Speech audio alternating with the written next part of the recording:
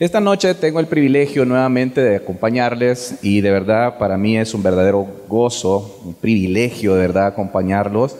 La iglesia joven, me encanta a mí ver eso, me encanta ver la juventud realmente dedicada y en este tipo de cultos celebrándole adoración a nuestro Señor, disfrutándolo en su juventud.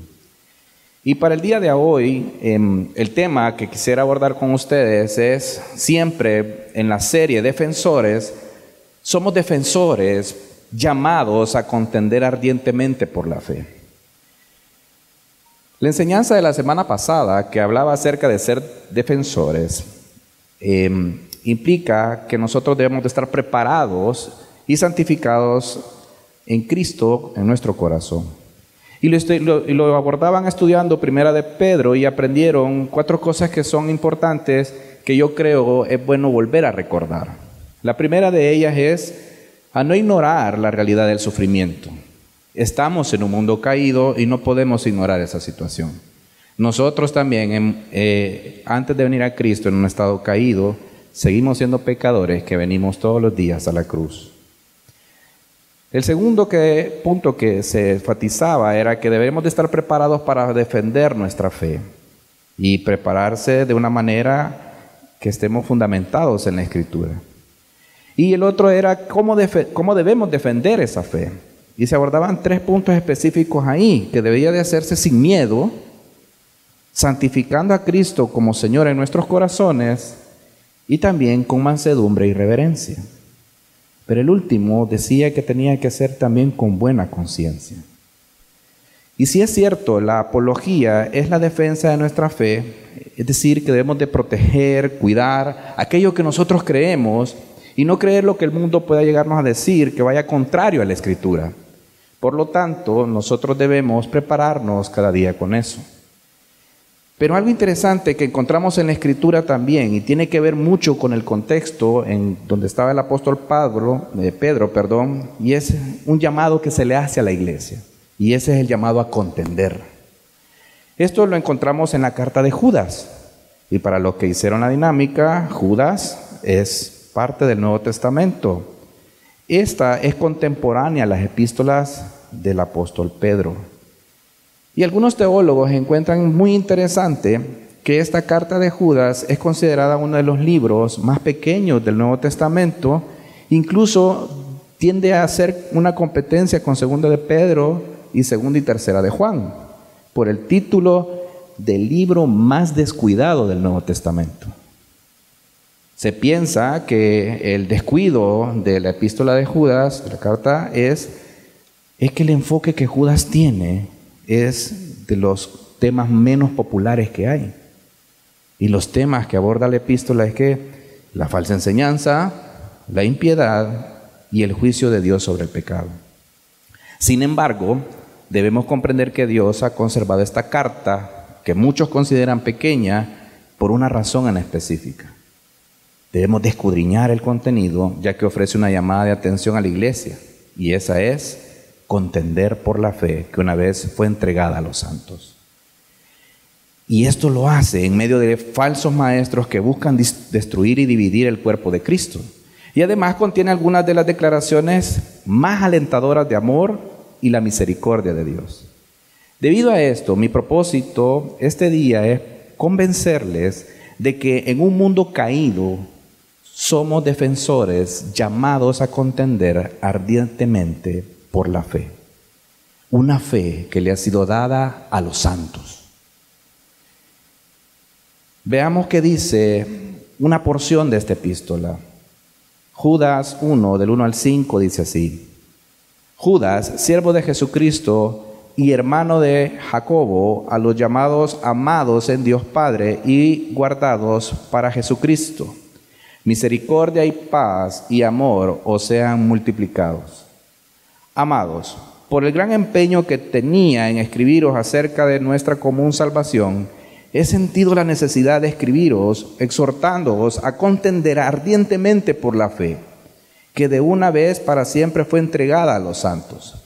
Pues algunos hombres se han infiltrado encubiertamente, los cuales desde mucho antes estaban marcados para esta condenación. impíos que convierten la gracia de nuestro Dios en libertinaje y niegan a nuestro único soberano y Señor Jesucristo. Ahora quiero recordaros, aunque ya definitivamente lo sepáis todo, que el Señor, habiendo salvado al pueblo de la tierra de Egipto, destruyó después a los que no creyeron. La enseñanza la voy a dividir en dos partes. La primera es a los que han sido llamados, amados y preservados en Cristo. Y la segunda es contendamos por las enseñanzas dadas por los apóstoles. Y viendo el primer punto, que es los que han sido llamados, amados y preservados en Cristo, Judas lo que hace es que se presenta como un siervo y se llamó a sí mismo siervo de Jesucristo, y también se presenta como hermano de Santiago. En Judas 1, del 1 al 2, dice así: Judas, siervo de Jesucristo y hermano de Jacobo, a los llamados, amados en Dios Padre y guardados para Jesucristo, misericordia y paz y amor os sean multiplicados. El Santiago al que se está refiriendo Judas no es el hijo de Zebedeo. Se puede descartar esto porque fue martirizado en una fecha considerada temprana que se menciona en Hechos de los Apóstoles, capítulo 12, versículo del 1 al 2. Si esto es así, lo más probable es que Judas se esté refiriendo al líder conocido de la iglesia que estaba en Jerusalén. Y esto es muy significativo, porque este Santiago era hermano de Jesús. Por lo tanto, si Judas es hermano de Santiago, también es hermano de Jesús. Aquí entonces lo interesante es que Judas, en lugar de llamarse directamente hermano de Jesús, él se está llamando, él elige llamarse de manera muy humilde como siervo de Cristo. Y nuestra condición en Cristo y nuestra relación con Dios tiene mucho que ver con este pasaje. Cuando habla y dice de que nosotros somos llamados, Judas lo que está plasmando es una expresión, esa expresión de llamados. Con esto Judas lo que está marcando es una soberanía de Dios. Una soberanía ya que es Dios quien en su misericordia tiene la iniciativa de llamar y lo hace de manera efectiva a los que Él ha escogido. Cuando Él llama, no hay nadie que se pueda resistir. Él soberanamente llama y entonces acudimos. Y somos amados. Los que Dios llamó ahora también son amados por Dios mismo. Es para darles el cuidado especial y que también sean instrumentos en las manos de Dios. Y somos preservados en Cristo. Con ello también es una promesa que Dios nos da de que vamos a estar guardados, y esa preservancia que vamos a tener va a ser en Jesucristo. Entonces nosotros como iglesia, como cuerpo de Cristo, ahora nuestra condición es una relación íntima con Dios. Y es una relación que nosotros somos cuidados y protegidos de cualquier engaño de este mundo. Somos preservados en Cristo por medio de su palabra. Cuando nosotros vamos a contender, y antes de entrar y entender el concepto de contender, y sobre todo debemos entender que nosotros vamos a contender por las enseñanzas dadas por los apóstoles. Judas siempre, del versículo 3 al 5, dice así: Amados, por el gran empeño que tenía en escribiros acerca de nuestra común salvación, he sentido la necesidad de escribiros exhortándoos a contender ardientemente por la fe que de una vez para siempre fue dada a los santos. Pues algunos hombres se han infiltrado encubiertamente, los cuales desde mucho antes estaban marcados para esta condenación, impíos que convierten la gracia de nuestro Dios en libertinaje y niegan a nuestro único soberano y Señor Jesucristo. Ahora quiero recordaros, aunque ya definitivamente lo sepáis todo, que el Señor, habiendo salvado al pueblo de la tierra de Egipto, destruyó después a los que no creyeron. Judas lo que está haciendo es que está identificándose con sus hermanos. Él se presenta como siervo y se identifica con aquellos que también han sido llamados. Se identifican como iglesia, como cuerpo de Cristo, y les hace también ver que él buscaba escribirles con el propósito de abordar una enseñanza doctrinal. Y esa enseñanza doctrinal es una salvación común, una salvación entre hermanos. Pero toma esto de base para abordar el problema de los falsos maestros. Tan importante es para Judas este tema de los falsos maestros, porque sabe que de las proporciones que puede llegar a generar en la iglesia, proporciones que pueden llegar a una división y a una destrucción si esto no se detiene. Entonces el llamado de Judas es a contender por la fe. Judas en el versículo 3, se lo vuelvo a leer, dice: amados, por el gran empeño que tenía en escribiros acerca de nuestra común salvación, he sentido la necesidad de escribiros exhortándoos a contender ardientemente por la fe, que de una vez para siempre fue entregada a los santos. Y la palabra contender significa enfrentarse probablemente entre dos personas que entre sí lo que buscan es conseguir algo. A la hora de contender, cada uno de aquellos que están contendiendo buscan conseguir algo. Y esta definición lo que hace es que demandar una acción no es pasivo, sino que nos está llevando a actuar. En este contexto, por algo bien específico que debemos de contender es la fe. Aquí la fe indica una enseñanza doctrinal basada en los apóstoles, que ellos la enseñaron, las cuales han sido sostenidas por los cristianos, y esto es más que de una confianza que debemos tener, sino que es un pasaje que nos conduce al principio, aquel momento especial que vivió usted entre el Señor y aquella posición humilde delante de Él cuando Él nos dio la salvación. Es decir, que si nosotros creemos esa fe que nosotros tenemos, nosotros debemos, por esa fe que tenemos, enfrentarnos ante el enemigo. Pero la pregunta es, ¿cuál enemigo? Bueno, Judas nos explica esto. Ya en el versículo 4 dice: pues algunos hombres se han infiltrado encubiertamente, los cuales desde mucho antes estaban marcados para esta condenación, impíos que convierten la gracia de nuestro Dios en libertinaje y niegan a nuestro soberano y Señor Jesucristo. El enemigo se ha infiltrado en la iglesia, se ha infiltrado, y ya Judas está describiendo con características específicas cómo son. No se sabe si exactamente era algún tipo de secta o un grupo religioso en el momento que Judas escribe. Judas no lo hace ver acá, pero sí dice cómo identificarlos, ya que se presentan a la iglesia y estaban dentro de ella. Y el texto nos dice quiénes son. Primero menciona que estos estaban marcados para condenación. Esta afirmación lo que está refiriéndose es que hay una condenación para los hombres impíos. Una condenación a aquellos falsos maestros que su destino siempre es la impiedad. Y están ya escritos su destino en aquellos libros celestiales. Primera de Pedro 2:8 dice así: y piedra de tropiezo y roca de escándalo, pues ellos tropiezan porque son desobedientes a la palabra, y para ellos estaban también destinados. Estas personas lo que hacen cuando están marcados por aquella condenación es que actúan en maldad. Su inmadurez espiritual no avanza, pecan y hacen pecar. Desobedecen constantemente la palabra, no se someten a ninguna autoridad, fingen de algún modo serlo, pero después ya no lo hacen.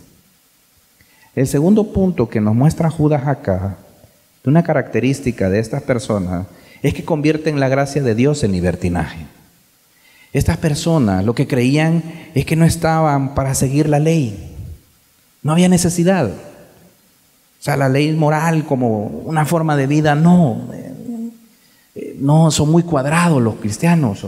O sea, no, en tu iglesia como que no deben de ser más libres. Esto era algo común en la iglesia primitiva, y era porque no se tenía claro, no se comprendía la hermosa doctrina de la justificación por gracia mediante la fe. Lo que se hacía entonces era, ok, ya soy salvo, ok, puedo pecar y siempre por la gracia yo no tengo ningún problema. Eso se había malentendido y eso también es una réplica para la actualidad. Se malentiende la gracia como una licencia para pecar, un libertinaje, pero eso no es así. Y la tercera característica es que niegan el señorío soberano de Jesucristo. Por ese comportamiento libertino, lo que mostraban era que Jesucristo no tiene señorío sobre sus vidas. Por lo tanto, rechazaban la divinidad de Jesús. Al rechazar a Jesús como mi Señor, estoy rechazando también su divinidad. Esto trae grandes implicaciones, porque las doctrinas esenciales, las doctrinas fundamentales enseñadas por los apóstoles es la divinidad de Jesucristo. Pero una pregunta que debemos de hacernos es que si estamos preparados para contender. Si la respuesta, independientemente cuál sea, que usted pueda tener, y es de verdad íntegra delante de Dios, nosotros debemos de tener una claridad de que este es un llamado que se nos está haciendo. Estoy totalmente de acuerdo. Podemos llegar a estar preparados, pero necesitamos prepararnos más. Es necesario. Por eso es hacerle hincapié nuevamente. Sé que lo hicieron la semana pasada. Sé que también entre ustedes lo han estado hablando en sus discipulados. Pero algo que yo quiero recalcarle mucho es que usted no puede perderse corandeo. El 5 y el 6 de agosto usted no puede faltar. Escoja los talleres, vea los temas, aprenda cómo defender su fe en cada uno de estos temas. Cada una de las plenarias han sido pensadas con el propósito de servirles. Sabemos de la amenaza que cada uno de ustedes tiene, ya sea en su lugar de trabajo, ya sea en su lugar de estudio, con sus amistades. Sabemos que ustedes están bajo ataque. La iglesia está bajo ataque. ¿A qué grado? Que Judas nos está diciendo y nos está advirtiendo que también el enemigo se ha infiltrado en la iglesia. No solamente está afuera, se ha infiltrado. Se encuentra en medio de los santos. Están en medio de la iglesia de Jesucristo, pero no son de su iglesia. Y estas características son para que los podamos identificar, y nosotros tenemos que comprender que aunque estén ahí, nosotros siempre seguimos siendo iglesia, pero ellos no. Teológicamente a esto se le conoce como la iglesia visible y la iglesia invisible. Richard Ramsey lo explica así: la iglesia visible son los que profesan tener fe en Cristo, y la iglesia invisible son los que realmente tienen fe y son salvos. Podemos observar quién hace una profesión de fe. Esto es visible para nosotros. Normalmente eso se ve cuando la persona se hace miembro de una iglesia local, pero solo Dios sabe quiénes son salvos de verdad. Entonces es invisible para nosotros. Judas, para darse a entender mejor, lo que hace es que nos recuerda quién es nuestro Señor. Nos recuerda a Jesucristo. Nos recuerda a Jesucristo como nuestro Salvador. Recuerde que lo que Judas está haciendo hincapié es que nosotros contendamos por nuestra fe puesta en Jesucristo, esa fe que por gracia se nos dio, que nosotros seamos salvos, que guardemos esa fe, y que también al pueblo, en su bondad, que se le ha sido dada esa fe, podamos cuidarlo. Pero a la vez también demostrar a Jesucristo como Dios Salvador, lo muestra como Dios justo. Su justicia, por lo tanto, también lo lleva a destruir a todos aquellos que no creyeron. Judas en el versículo 5 dice lo siguiente: ahora quiero recordaros, aunque yo ya definitivamente lo sepáis todo, que el Señor, habiendo salvado al pueblo de la tierra de Egipto, destruyó después a los que no creyeron. Judas lo que está haciendo es una alusión al texto, específicamente el de la Pascua. En Éxodo 12, lo que está mostrando es que el pueblo ya una vez queda establecido, quienes creyeron lo que Dios había dicho, aquella palabra dada por Dios, al poner la sangre en los dinteles de las puertas, el ángel de la muerte no llegaría. Estarían libres de su esclavitud y estableciendo con él un pacto. Jesús, siendo el eterno Hijo de Dios, se hizo hombre, cumpliendo así un nuevo pacto, en donde aquellos que creen son salvos, pero los que no van a ser destruidos. Estos enemigos que se han levantado contra la iglesia, contra el cuerpo de Cristo, y que habitan en medio de ellos, van a ser juzgados por Él. Pero nosotros, aquí, al identificar a cada uno de ellos, nosotros lo que tenemos que hacer es contender con ellos. Y no de manera pasiva o dudosa, sino teniendo aquel celo por nuestro Señor, aquel celo por la fe que ya tenemos. Pero una pregunta que debe de surgir en cada uno de nosotros es, ¿cómo podemos contender? Si entendemos de que contender es enfrentarnos a otra persona, o enfrentarnos en ideas, incluso en ejércitos se han enfrentado, ¿cómo podemos hacerlo siendo cristianos, siendo de la iglesia, siendo llamados y siendo amados y preservados por Jesucristo? ¿Cómo poder defendernos ante el enemigo? Bueno, Judas nos muestra que primero debemos estar firmes en nuestra fe. La fe que te ha sido dada, que le ha sido dada a los santos. Debe ser un defensor. La palabra defender significa, y eso lo vieron también en el viernes pasado, que es guardar y protegerse contra cualquier ataque, que la palabra apología es defender un peligro, a un daño que pueda llegar a causarle tanto a tus pensamientos, a dudar de quién es Jesucristo, una apología que se hace interna también y que también se hace de manera externa. Si esto es así, debemos de protegernos contra cualquier ataque que pueda venir, filosofías huecas, engaños que puedan llegar a ser sutiles acerca del diseño original de Dios.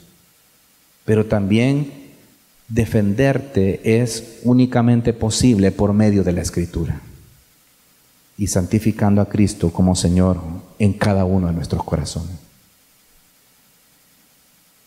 Lo segundo que debemos de entender para poder contender ardientemente es con la doctrina de los apóstoles.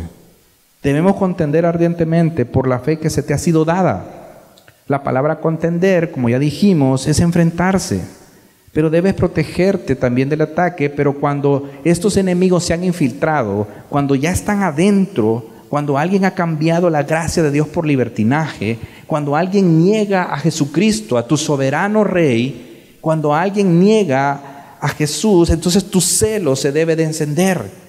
Ese celo por tu Señor, ese celo por aquel que te ha redimido y te ha dado la salvación, se enciende porque nosotros comenzamos a no soportar cuando están comenzando a ver la gracia y la pisotean. Y lo hacemos con la misma Escritura. Judas, en su exhortación, lo llevó a los pasajes de la Escritura.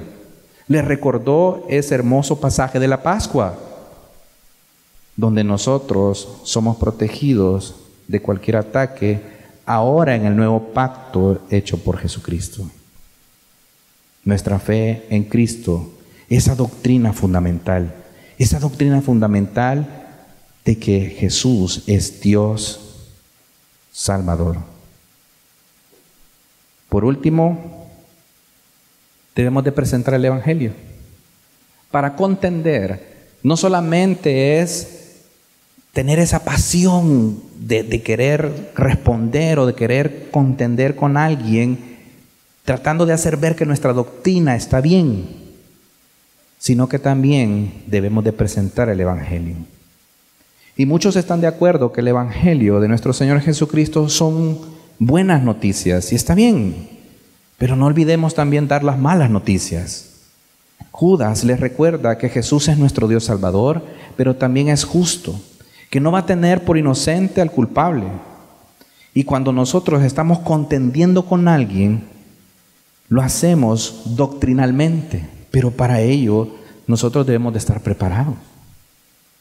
Debemos conocer doctrina, las doctrinas fundamentales, la Trinidad, Jesucristo, su encarnación, su resurrección, el Espíritu Santo, su obra, el ser humano y su origen, la caída, el pecado, cómo viene a afectar todo nuestro actuar, la iglesia, la doctrina de los eventos futuros de la gloriosa venida de Jesucristo. Todas las doctrinas que son fundamentales. Debemos de conocerlas para poder contender. No estoy hablando de que vamos a ser eruditos, pero todos podemos estudiar la Escritura. La Biblia tiene una doctrina hermosa que es la claridad de las Escrituras. Sabemos que hay pasajes difíciles de interpretar, sabemos que hay pasajes difíciles de poder estudiar, pero la Biblia es clara. Y si nosotros no podemos ver la claridad de la Escritura, el problema no es de la Escritura, el problema es del fango que está en nuestros ojos, que el pecado produce. Contender es prepararnos, enseñando también la doctrina, pero también presentar el Evangelio. Cuando una apología se hace, cuando se hace apología sin el Evangelio, es orgullo, es querer imponer mi conocimiento y querer imponer aquello que yo sé superior a la otra persona. Si no va el Evangelio, ni tampoco el propósito de poder llevar a aquella persona a los pies de Cristo, es orgullo. Contender sin las doctrinas apostólicas es negligencia y también es falta de misericordia. Cuando nosotros contendemos, cuando nosotros vamos a platicar, a conversar con aquellas personas que de manera directa vemos que han rechazado la soberanía de Dios, el señorío de Jesucristo, que rechazan la gracia, que se burlan delante de nosotros de nuestro Señor, ardientemente nosotros recordamos esa doctrina fundamentada en la Biblia que también los apóstoles enseñaron para que nosotros en misericordia y con compasión les presentemos el Evangelio y vengan a Jesucristo. Cualquiera que no sea un llamado, cualquiera que no esté en los planes de nuestro Señor, va a salir huyendo de la iglesia. Automáticamente lo va a hacer. Va a rechazar porque no encuentra compatible, no encuentra una compatibilidad con lo que enseña la Escritura y lo que él está creyendo del mundo. Va a ser evidente, pero nosotros debemos de prepararnos para hacer ver eso. Ver el pecado de la otra persona, pero también entendiendo que somos pecadores. Doctrina, enseñanza doctrinal, pero también fundamentada en la misma Escritura. Siendo ahora nosotros el cuerpo de Cristo, es decir, la iglesia, estamos llamados a contender ardientemente por la fe. Esa fe que a usted se le ha sido dada. Desde el momento que usted creyó, esa fe, nosotros contendemos por ella. Yo creo en Jesucristo. Mi creencia está en mi Señor Jesucristo. Él fue quien me salvó y Él es el que me sostiene y me preserva ante cualquier ataque que incluso está infiltrado dentro de la iglesia. Como jóvenes, deben de prepararse cada día más. Estamos más que conscientes de que un ataque viene sobre ustedes todos los días y constantemente. Por eso es la intención del cuerpo pastoral, de la iglesia, de poder prepararlos y poder darles esas herramientas a cada uno de ustedes para que su fe no desfallezca en el momento indicado y que sepan dar respuesta a aquellos argumentos falsos y que muchas veces surgen dentro de nuestra mente por nuestro pecado. Mi intención es que juntos vayamos y aprendamos lo que la Escritura dice para poder tener ese fundamento y así gozarnos en Jesucristo, pero que también podamos llevar esto a otras personas, que se lo enseñemos, que tengamos esa paciencia, que tengamos esa misericordia para que también puedan conocer a nuestro Señor Jesucristo. Vamos a orar.